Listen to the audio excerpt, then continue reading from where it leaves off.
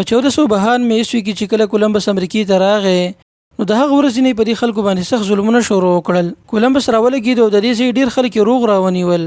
د غلامانو په صورت کې د خلک اندلس ته راولېګل. دغه زمانه کې چې په امریکا کې کم خلک اوسېدل نو دوی د اندلس د ماحول عادت نه وو.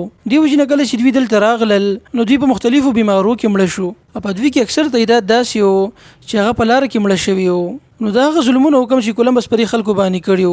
ملګرو د تاریخ موږ تاسو په تیر شي ویډیو کې بیان کړو چې امریکا څنګه دریافت شو. اوس دې ته راځو چې امریکای ته اول مسلمانان راغلي دي او عیسایان. د ترکی صدر رجب طیب اردوغان یې په خپل خطاب کې دا ویلي وو چې مسلمانانو د کولمبس نه مخکې امریکا دریافت کړې و. د دعوه صحیح ده کنه. د دې مسلې باره کې چې څومره هم دلایل دي هغه موږ تاسو ته وړاندې کوو. بیا فیصله تاسو وکړئ چې آیا واقعي مسلمانانو د کولمبس نه مخکې امریکا دریافت کړې و یا د هسې ضعیف روایت دي. دا ټول دلایل به موږ تاسو ته په تفصیل سره وړاندې کوو. نو راځئ زموږ سره.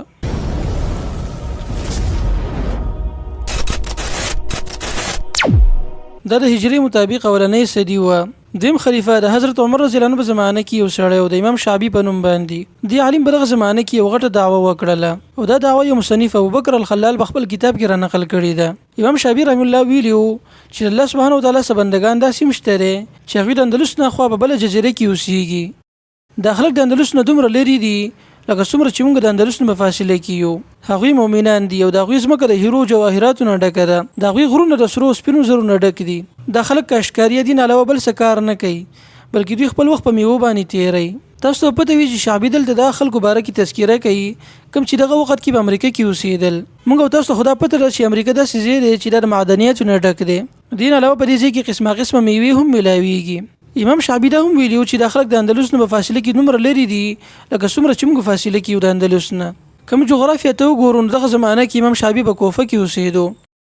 کوم د کوفې نه اندلس ته سیده کر خراکاګو او بیا دغه شن فاصله د اندلس نه امریکای پورې ناب کو نو ناشنا نتیجه راوځي او معلومیږي چې واقع د دوه فاصله یو بل ته یو شان دي. نو د دې خبرې نه دا معلومیږي چې واقع د ډېر مخکې مسلمانانو ته د امریکای باره کې معلوماتو او دا پته ورته مو چې د یو غټ بریاضم موجود لري چې باغ کې زموږ بشر انسانان هم اوسېږي. دلته سوال لري چې شعبی د امریکای باره کې د معلومات د کم ځای میلاو شوی وو لیکن ملګرو دا یو سوال لږ د دې جواب د وسه پوری چانه دی معلوم کړي. وس راځو درې صدۍ د هجری مطابق المسعودي د نهمې صدۍ سړی دی. د خپل کتاب کې د الخشاش په نوم باندې د خلکو تذکره کوي. مسعودي ویلي دی چې مر خپل ملګرو سره بحر اوقیانوس پار کو او زه بلې ځمکې ته ورسېدم. په 1879 کې زه واپس راغلم. مسعودي په خپل کتاب کې دا هم ویلي دی چې زه دغه خلکو سره ملاو شوی وم. اوس راځو شپږمې صدۍ ته. په 1194 کې چې کوم نقشه مسلمانانو کې محمد الادریسی جوړ کړی و هغه تاسو کتلای شئ. محمد الادریسی دا نقشه په ګول انداز کې جوړ کړی و. دینه معلومیږي چې مسلمانانو ته دغه وخت کې دا پته هم و چې ځمکه ګول شکل کې ده. تاسو دا نقشه وګورئ نو معلومیږي چې شمال لاندې دی او جنوب بره. لیکن کله چې موږ د نقشه بل طرف ته راتاو کو نو ناشنا تفصیل موږ ته ملاويږي. یورپ او افریقا نه خوا طرف ته یو غټه جزیره خودل کېږي. الادریسی دا ویلو چې د ځمکه ډیره سیوه او فراخه ده. د خپل کتاب کې لیکلي دي چې پرتګال کوم چې مخکې د مسلمانانو یو ریاست و د دې ځینې مسلمانانو دا دریاب پار کو بیا به د خلکو کې بعضې داسې چې واپس هم راغلي وو. بیا د خلکو د بلې ځمکې باره کې بیان هم کړی و. د خلکو ناشنا خبره دا کوله چې په دغه ځمکه باندې داسې خلک هم لیدلي وو چې هغوی په عربۍ کې خبرې کولې.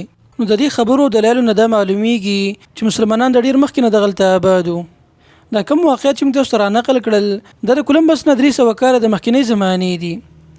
یو مورخ شهاب العمری په خپل یو کتاب کې ناشنا واقعه لیکلې ده او دا واقعه د افریقي او سلطان ابوبکر ثانی باره کې ده. ابوبکر ثانی د سلطنت مالی حکمرانو او دا ډیر ناشنا سړی و. د 1311 کې خپل حکمرانی پرې خو ده او دا سلطنت خپل رور ته حواله کو. د لپاره چې د نور زمکو ته سفر وکي او هلته د الله دین خلکو ته ورسي. په دغه وخت کې ابوبکر ثانی د غټ سفر اراده وکړه. ظاهره خبره ده بحر اوقیانوس پار کول آسان کار نه و. د لپاره ابوبکر ثانی د ټولو عربي دنیا نه ماهر انجینران راوغختل.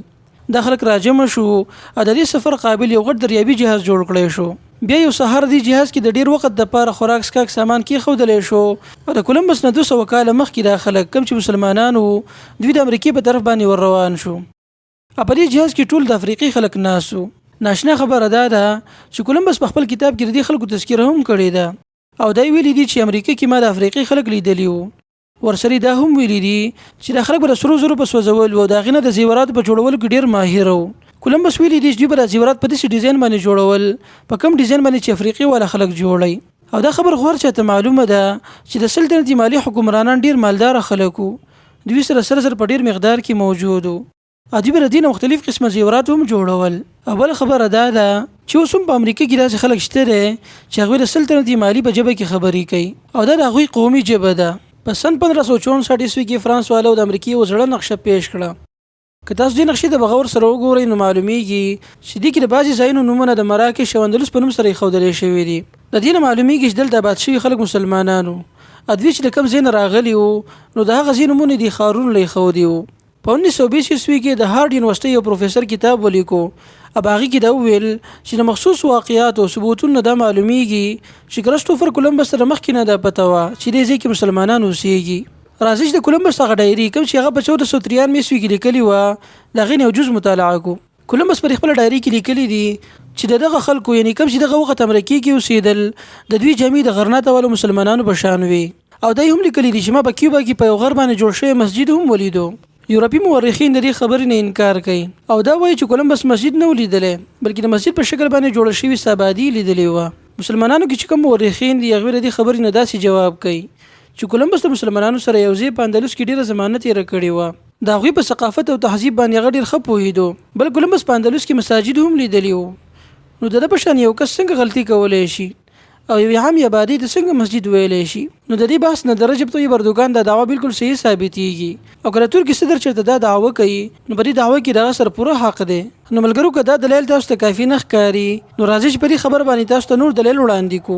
په سن 2000 کې د سپین یو محل کم چې د مخکینی زمانې نو دغه بحالي کېدله په دې دوران کې وزنانه ته په عربي کې لیکل شوی څه دستاویزات میلاو شو. په دې دستاویزاتو کې د امریکای باره کې ډیر معلومات لیکل شوی وو.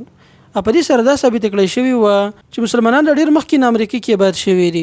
دې زنانه د دستاویزات د ډیر زماني پورې د ځان سره محفوظ وساتل. دا ښځه پرې یریدله چې اسبانیا ولا خلک دا وراق چرته ځای نه کی.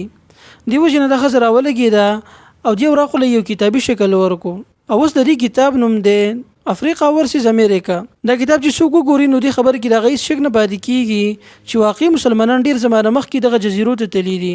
راځي دا ګورو چې په اول ځل امریکا چا دریافت کړی و. په تاریخ کې د کولمبس په ځای باندې د چا نوم لیکل پکارو. په 1929 کې په ترکیه کې یو نقشه میلاو شوه.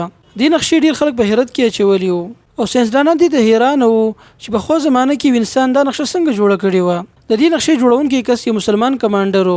د ټولې دنیا نقشه جوړه کړې و. په هغه کې د امریکای نشاندهي هم کړې و. د مسلمان کمانډر څوک دی؟ په دې نقشه کې د داسې څه ویلي دي چې هغه انسانان ډیر په حیرت کې اچولي دي. دا ټول څه به تاسو ته وړاندې کو خو پر روانه ویډیو کې